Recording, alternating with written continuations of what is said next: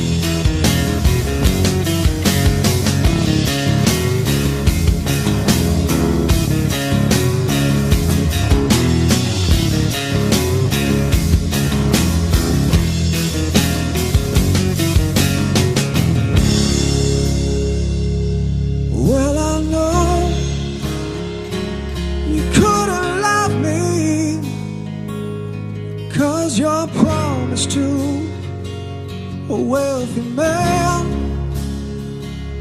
And take a look, what are you seeing?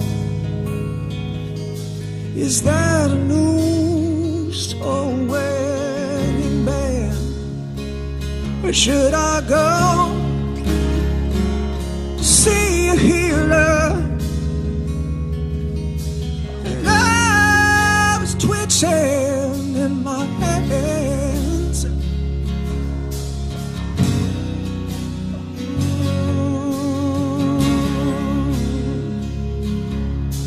Nerves twitching in my hands.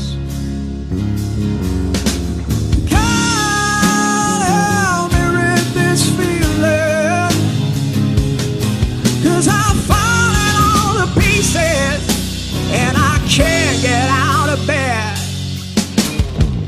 Beggars and hangers on try to take you from me. Someone with a Bible in his pocket clouding everything you see. Beggars and hangers on that try to set men away. Bury your soul in the women, 'cause the end is here to stay.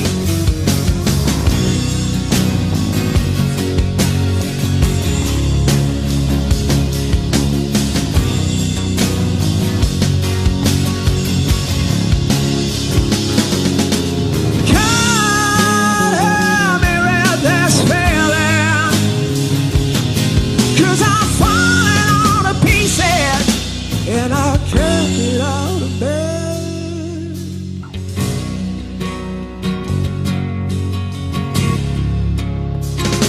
I was wrong, I don't need you. It seems reckless and so damn unfair. It's better days are far behind me.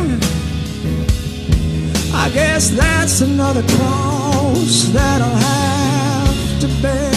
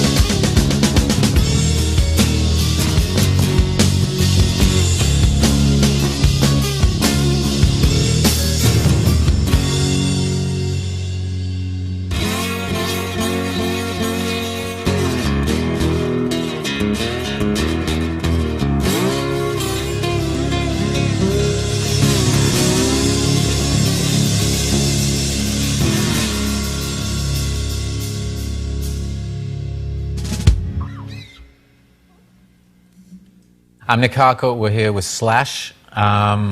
You're probably one of the most recognized guitar players in the world. What was it about music that first got you? That's a good question.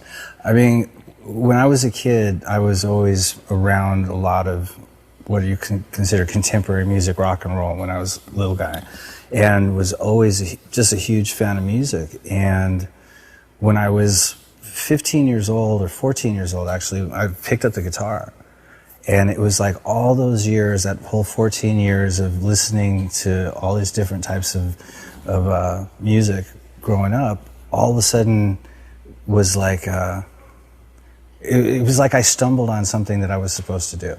Well, what was the stuff that you were listening to? What was the stuff you remember that made an impact on you? My parents were rock people. There's like, when I was really little, I remember the Stones, and I remember the Yardbirds, and I remember the Kinks, and I remember the Beatles, and all the stuff that my dad and his brothers were listening to in England, right? And then when I moved to Los Angeles, it was a whole bunch of other stuff. It was like, the Doors were happening at that time, and Hendrix was going on, and so Cream, like all these really great bands. And as time went, there was Zeppelin, there was Black Sabbath, there was like all kinds of folk music. Of course, Dylan was a huge thing during my childhood.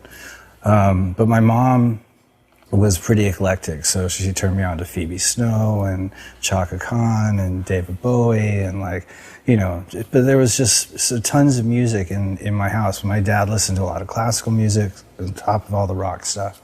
And so I just ingested all this without really giving it much thought, but I definitely knew what I liked, and I definitely knew what I didn't like. And when I picked up the guitar, it was like a eureka moment. It was like all this stuff that I didn't know that I wanted to do, all of a sudden there was this tool to be able to express myself with it.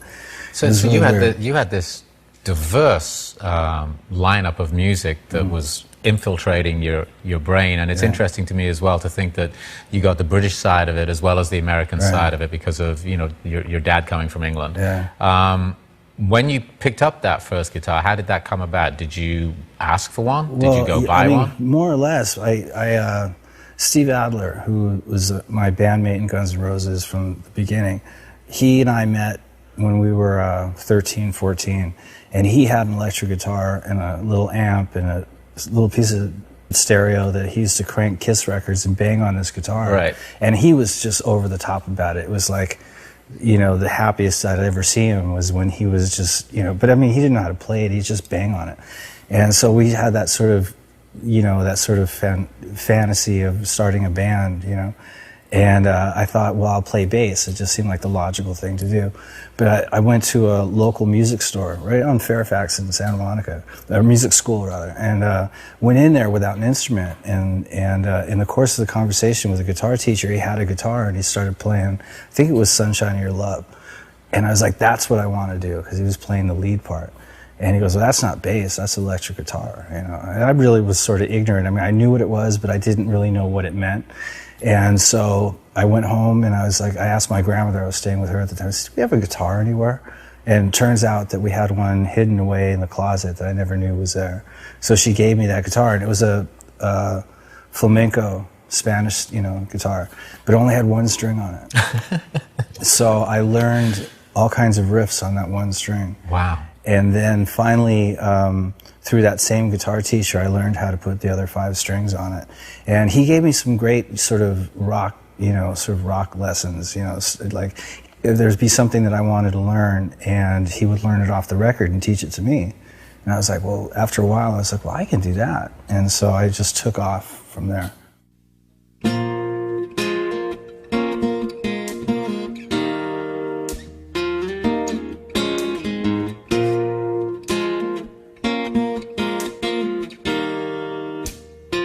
Woke up this morning all alone. I got a ringing in my head. I couldn't take it anymore today. She left me here for dead. Oh,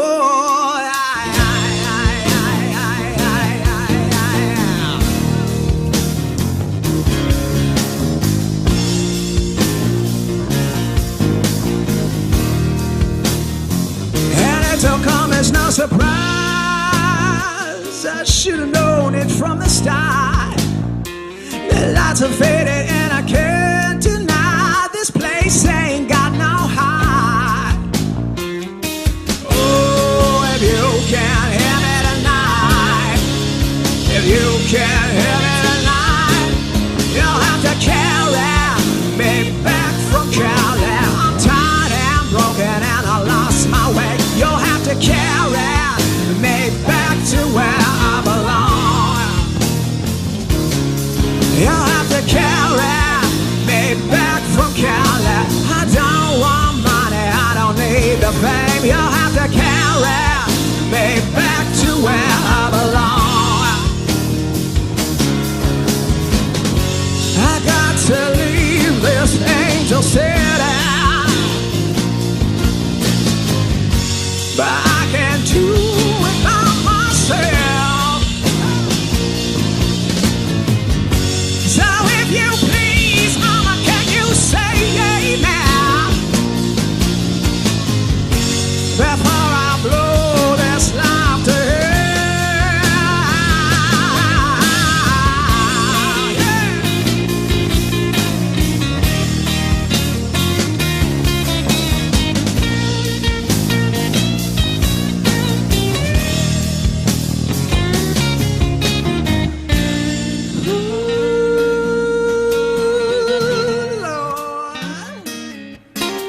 Mama, grab me by the feet and just drag me on. You'll have to carry me back from Cali. I don't think everything I'm to blame. You'll have to carry me back to where I belong. You'll have to carry me back from Cali, the angel city where the devils play. You'll have to carry me back to where I belong. Oh, if you can't hear me tonight, if you can't hear me tonight, if you can't hear me tonight, if you can't hear me tonight, I've lost my way, I'm so alone, and all I want is to come home.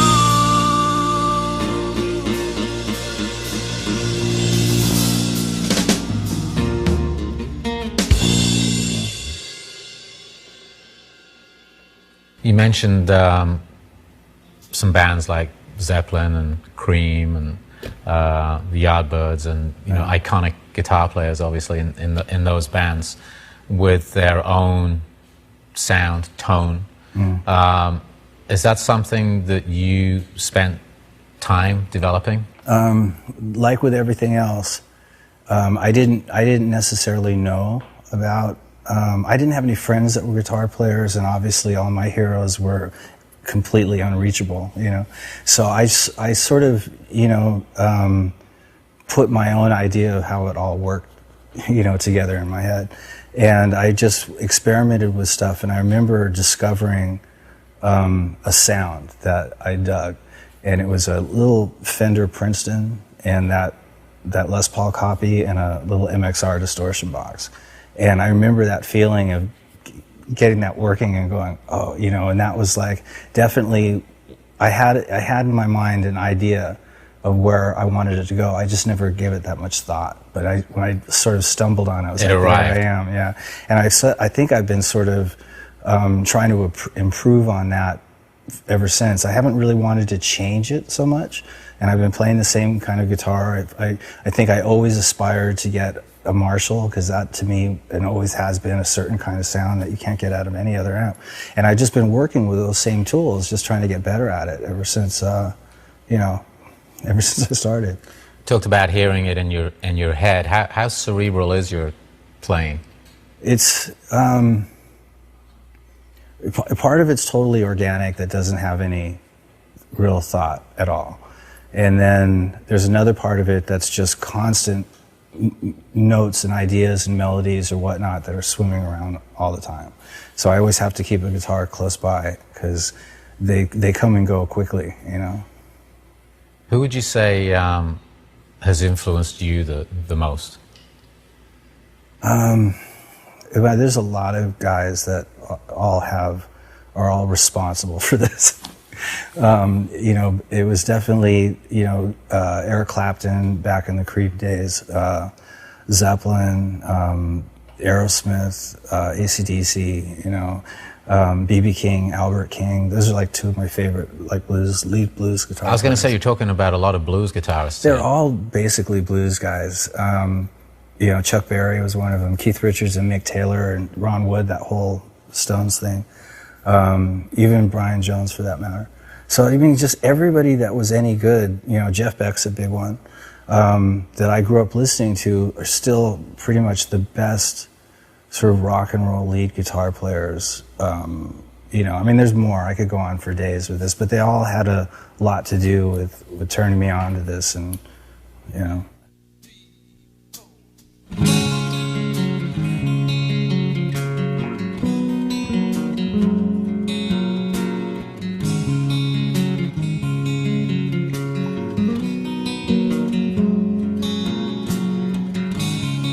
It's been a long year since you've been gone. I've been alone here, I've grown old. I fall to pieces, I'm falling. I fell to pieces and I'm still falling. Every time I'm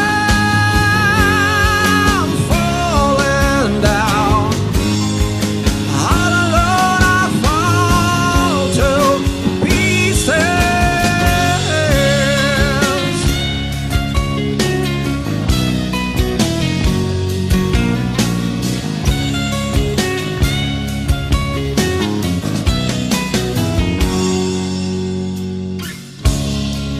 Keep a journal of memories. I'm feeling lonely, I can't breathe. I fell to pieces, I'm falling. I fell to pieces and I'm still falling. Every time to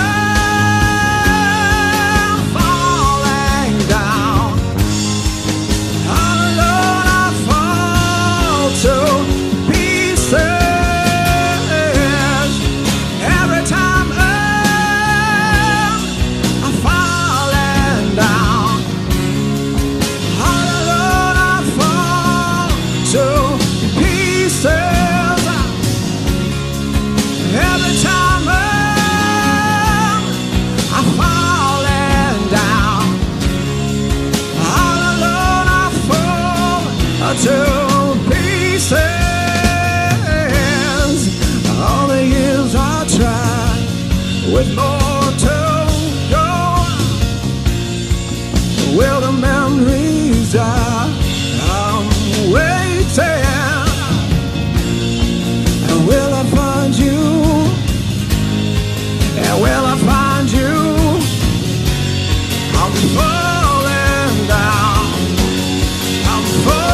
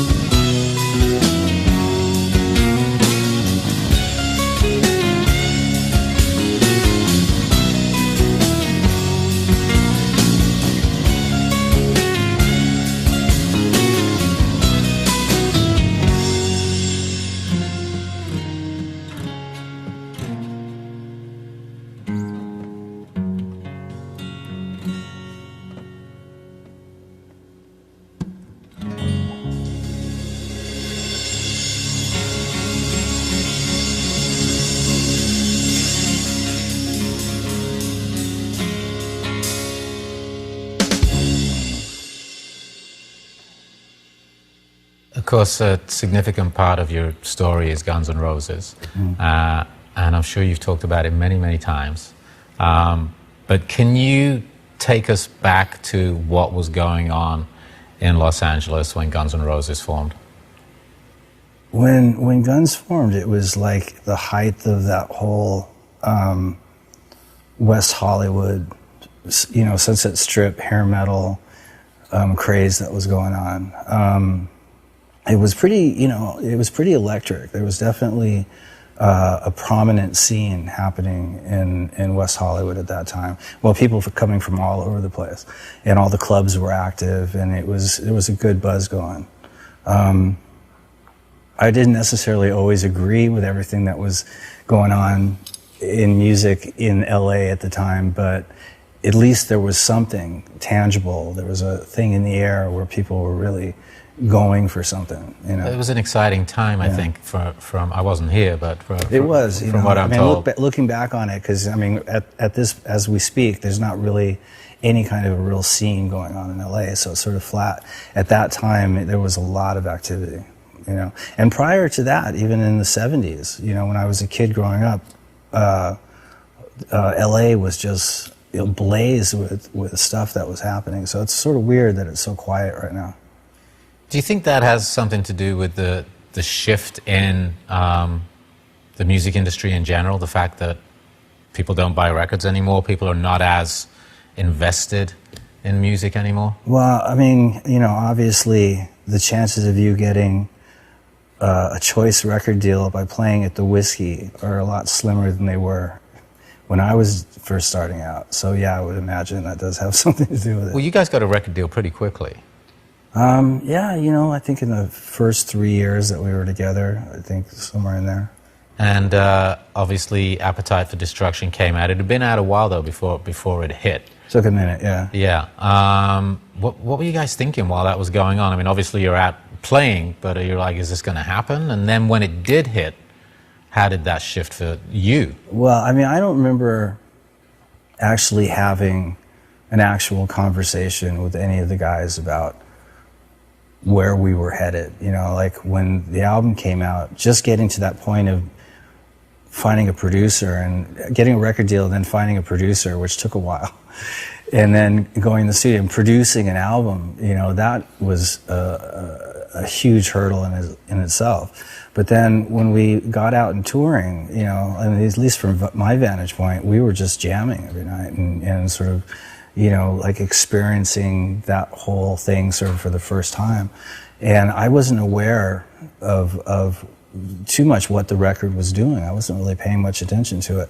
And then, a good year and a half into it, and the people behind the scenes were working really hard to make it happen, but to me, it was just about getting to the next gig. That was what was exciting to me. And then when it finally did hit, I didn't really realize it until it was the size of the audience. Like as an opening band, people were showing up early to see us, and there was something I was becoming aware of having a bigger and bigger following. So we played a couple dates in front of 50 to 100,000 people, and the reaction. That's got to blow your mind. It was, I'll never forget that, for sure.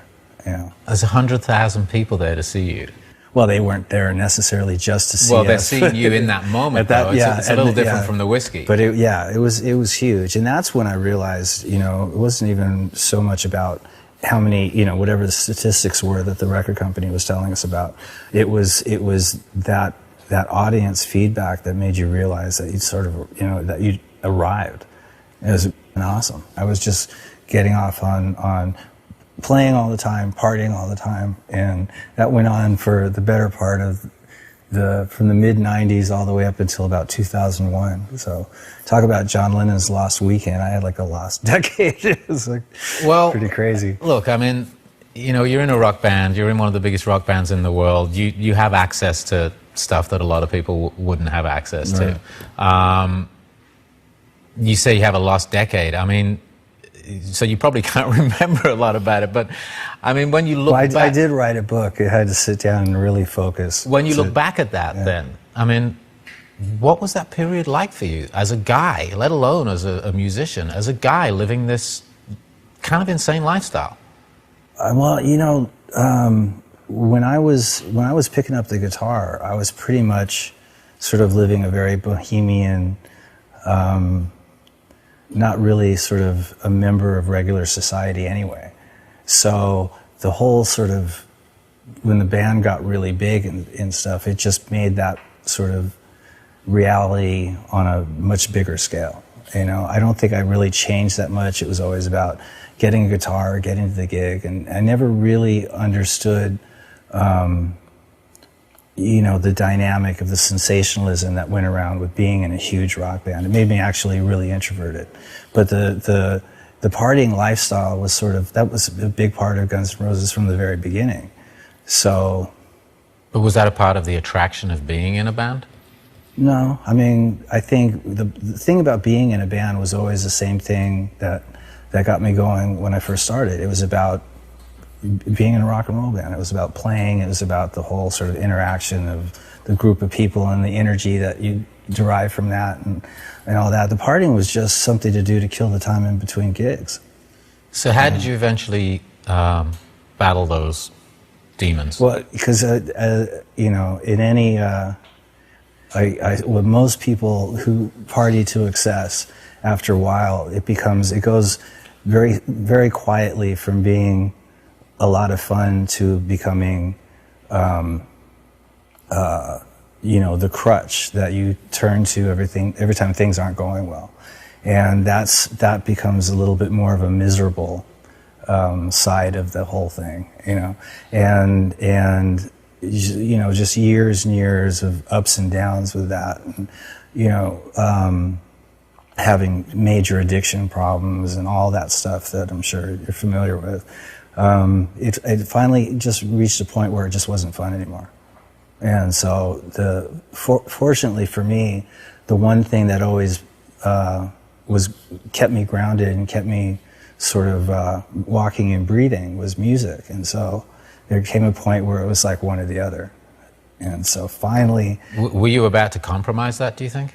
Well, I think, you know, without, maybe not consciously, but I think you're compromising it when, you know, you can't do until you find your dealer, you know, and so however long that takes, and then you've got to fix, and it just becomes a priority that it's a burden that you have to deal with. It's a long conversation, but anyway, so and the same with alcohol. It just becomes this thing that becomes as important as breathing and eating or whatever it is that your normal functions are. You know, you add this new baggage to it and it becomes a major part of your whole existence. And yeah, music has to take a back seat at some point. Was there a moment where, I mean, do you remember a specific moment? A lot of addicts will talk about a moment where they hit bottom. Do you remember a moment where you're like, I got to stop this? Something happened where you're like, I got to stop? Well, denial, it's hard. Denial can carry you a long way. There was hints of it. You know, it took a lot of going through these different experiences of hitting bottom, sort of picking yourself back up, and just those continual, you know, peaks and valleys of feeling comfortable with yourself and everything that you're doing, and sort of keeping your habits sort of in check, and then going down the ravine again and then climbing back up, and finally it starts to make sense. It's like, this is really a lot more of a pain in the ass than it's worth. And then it's a matter of committing to the idea of just stopping, you know. Was it easy for you once you decided? Once I finally made that decision, yeah, I haven't touched it since.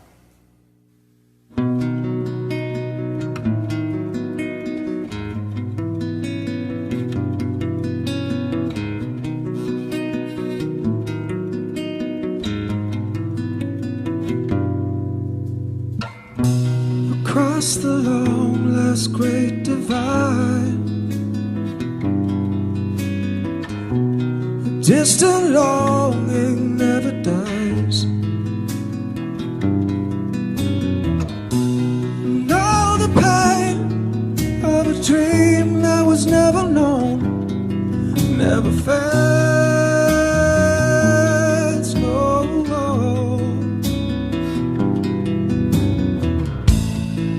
it's alright, someday I'll find you. I tell myself most every night,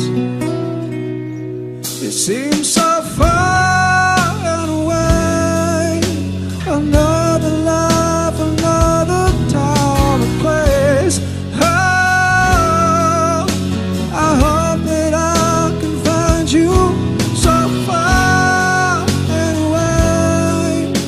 I've not been lost, I never will replace. It seems so far away. A love I'll never come to see. And though I tried, can't let it be. My God, it aches for the longing, it only grows every day. I only bleed when I'm all alone. They say in time, give it tomorrow. But to me, that's just a lie. It seems so far and away. Another life, another time and place. Oh, I hope these words will find you so far and away. I'm waiting on a miracle today. It seems so far away.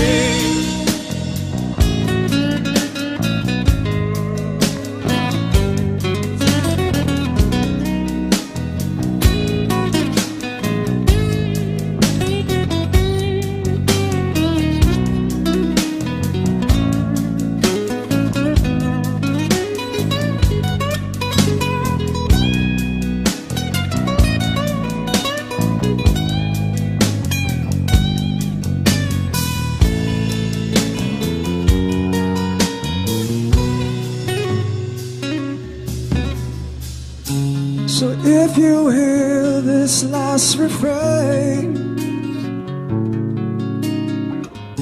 I hope you know that I still wait. I can't let go.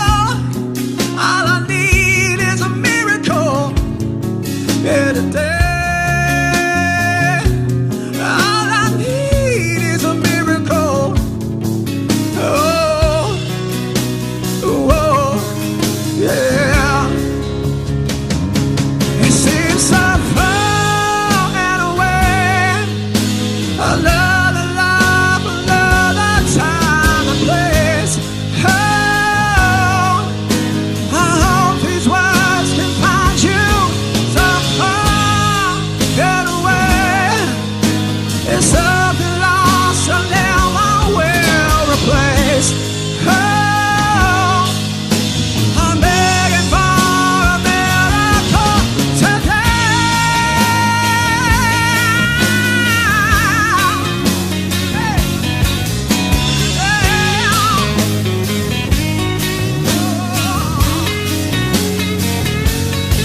Can't wait so long to find you. Can't wait so long to find. And such a long, such a long. Oh, just right there.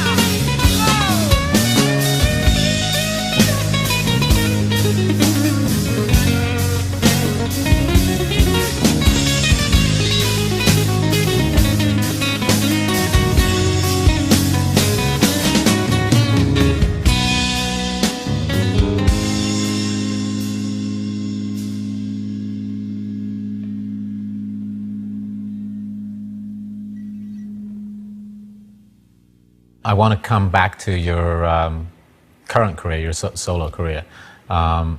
You're independent now. You're an independent artist now. You've gone through the... well, there's something ironic about that, don't you Right. think? You've gone through the major label system and everything's changed, obviously, over there. How does it feel to, I guess, be in total control? Well, I mean, like when I did my last solo, I mean, it was really my first real solo record because it didn't involve, you know, I'm always been somebody to get a bunch of guys together and just have a band. You know, it's just the way I was raised into this, or the way I got into it. And so this was the first time where I had just myself, you know, to sort of like, okay, I want to make this record and I've got to get these people together, and then I had the idea of having all the singers, so I had to get a bass player and a drummer and then get all these singers together because I wanted to have people play on my record as opposed to me playing on everybody else's. That was the basic gist of it. And so that was really a liberating experience, just having just doing whatever it was that I wanted to do without anybody looking over my shoulder, without having to answer to anybody. But by the time it was done, it was a hugely satisfying feeling. And then, you know, I've never been able to, the concept of making a record without doing a tour it's inconceivable. So as soon as the record was done, I started putting ideas together to get a band to go on the road with. And in the process of doing that, Miles Kennedy, who was one of the guys who sang on the record, he and I developed a great relationship, and then I met Brent Fitz in Las Vegas one night, and he introduced me to Todd Kearns, and so this was going to be the touring band, and it turned into a really great band. So once again, here I am in a band again. You know? If there was a song that would encapsulate what Slash is all about, what would it be? That's the toughest question in the world. Street Fighting Man from the Stones. It's a great one. I mean, I could sit here for days and. Well, you picked a great one. Why? Because that's a song that sort of encompasses what it's all about to me. You know.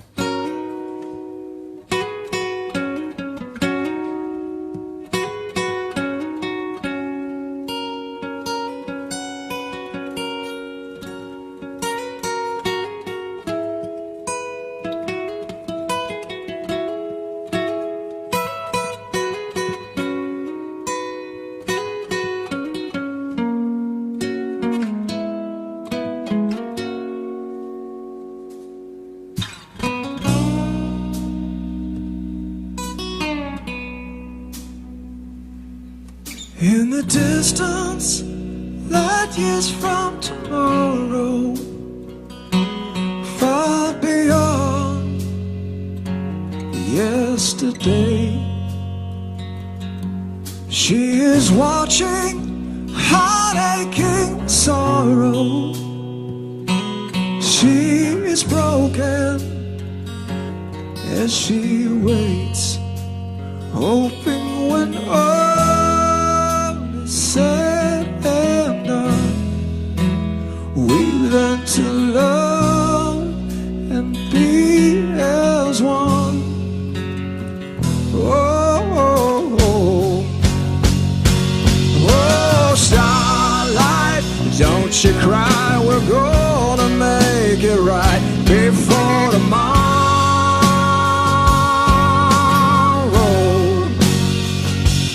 Oh, starlight, don't you cry, we're gonna find a place where we belong. Where we belong. And so you know, you'll never shine alone.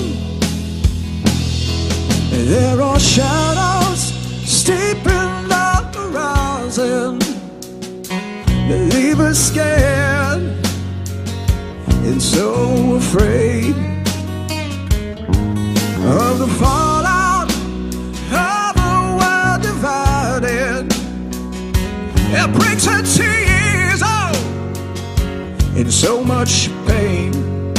And so we take her from the dark, hoping to find where we can start.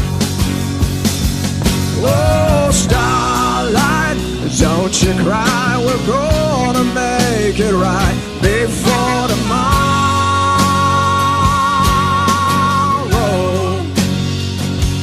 Oh, starlight, don't you cry, we're gonna find a place where we belong.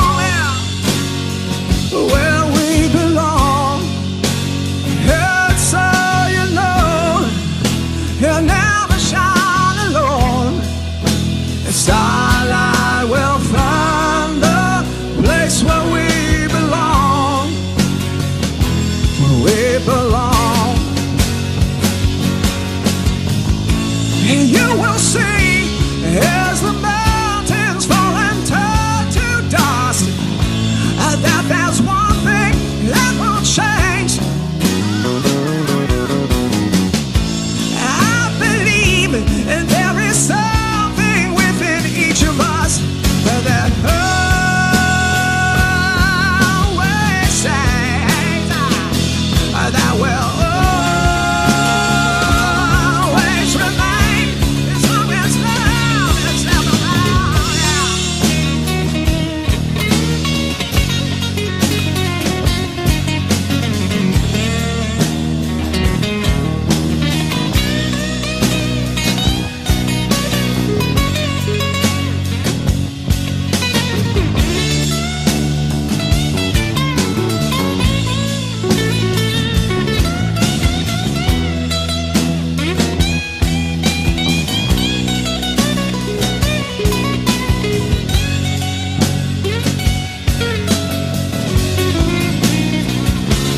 Oh, starlight, don't you cry, we're gonna make it right before tomorrow.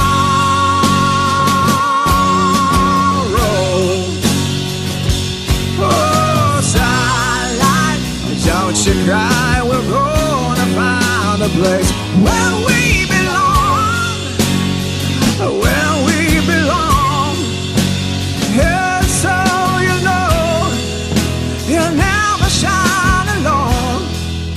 It's our light will find a place where we belong, where we belong.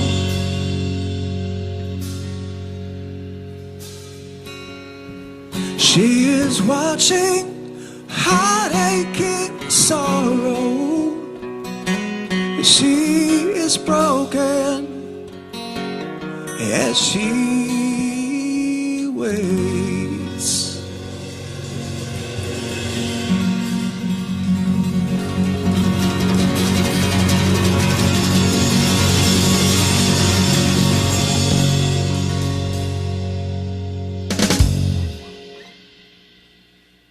How did you guys get together? It's a long story.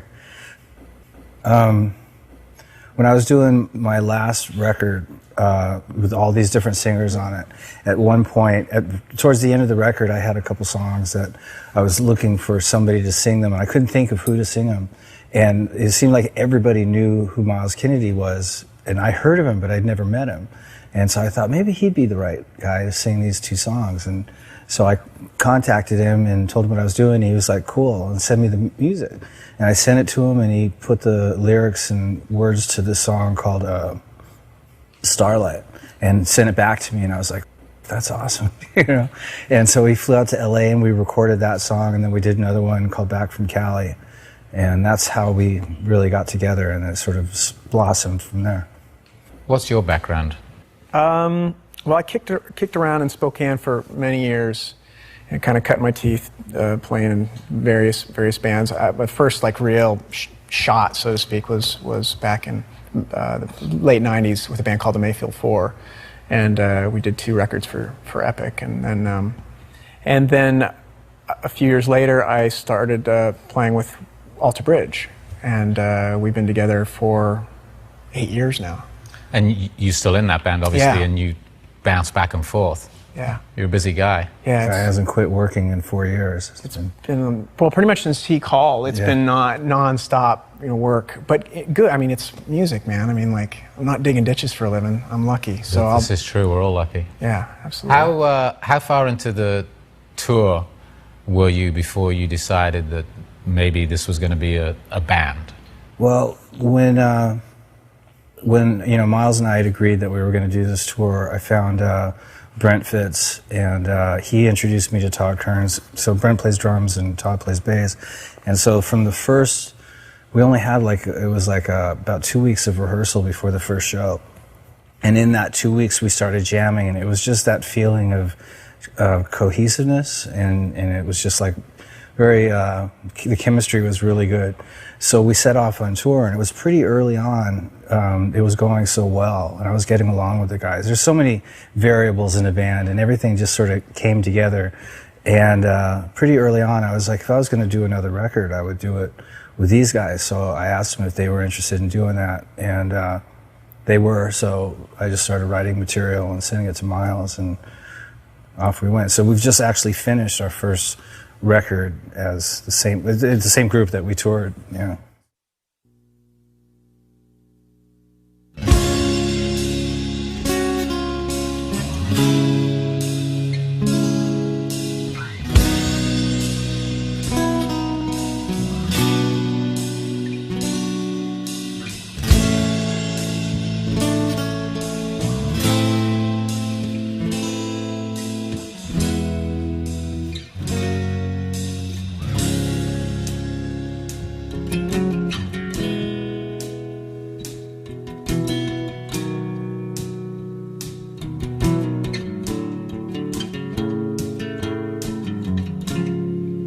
Sunrise creeping in, broken bottles gill within. The room is black, the blinds are drawn. I don't remember anything, what I've done or where I've been. Another night has come and gone. This is not for me.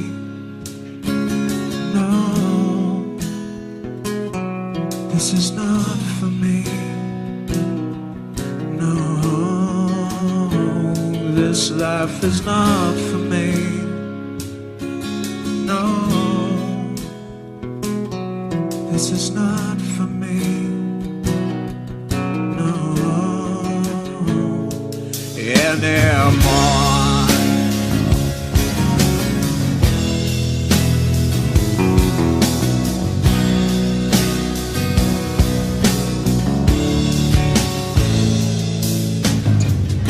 The devil smiles and laughs at me, says you'll be back, just wait and see. You know I've heard this all before.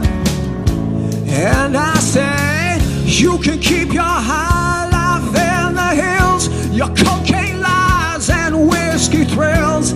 I don't need you anymore. This is not for me.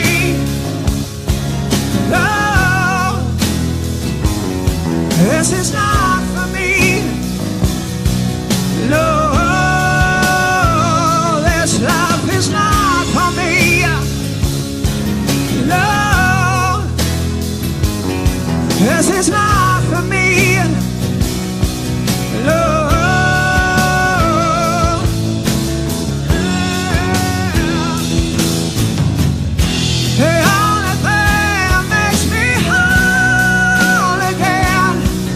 Stand right here before you with the storm.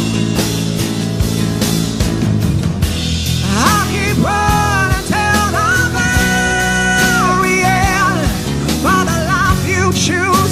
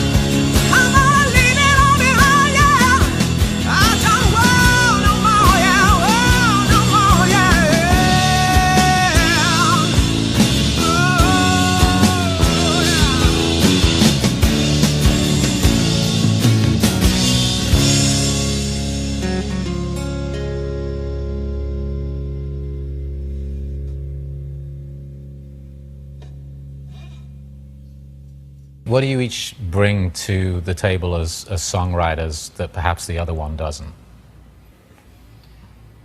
That's a good question. That's an easy one. Yeah? Well, go It's for easy? You answer. I just come up with riffs, and he goes, "Oh, I can sing that." It's a great relationship because it's like, it's nice to be, consider. I don't really write what you call songs. I mean, because I don't sit down and sing them and write lyrics and all that kind of stuff if I can help it.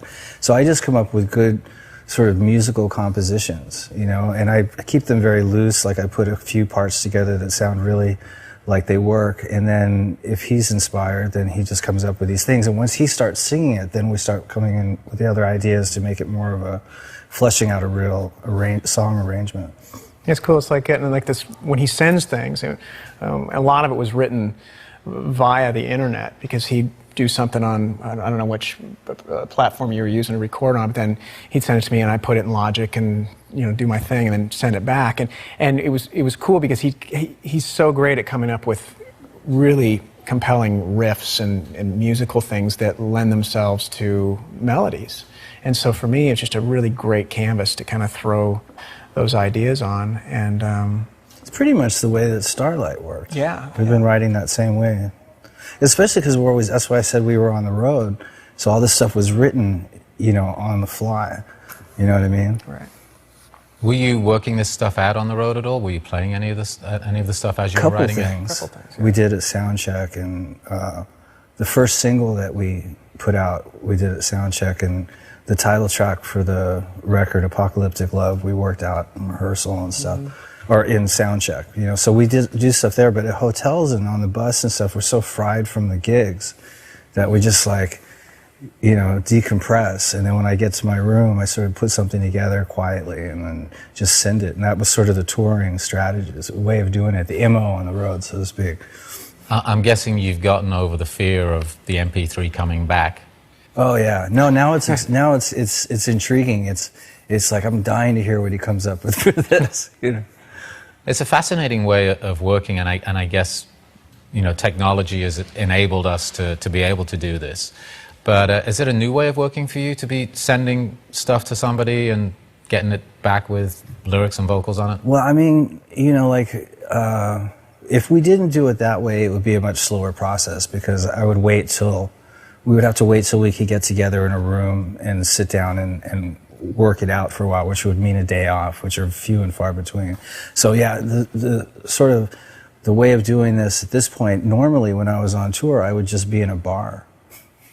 So this is completely new because I never used to write on the road. I was always partying too hard. So this time around, I actually took the time I invested into partying and just put it into writing. And so it's a whole different trip for me altogether, technology or no technology, just actually being productive in between gigs, Well, it's been a pleasure talking with you guys. Thanks for filling us in on the project.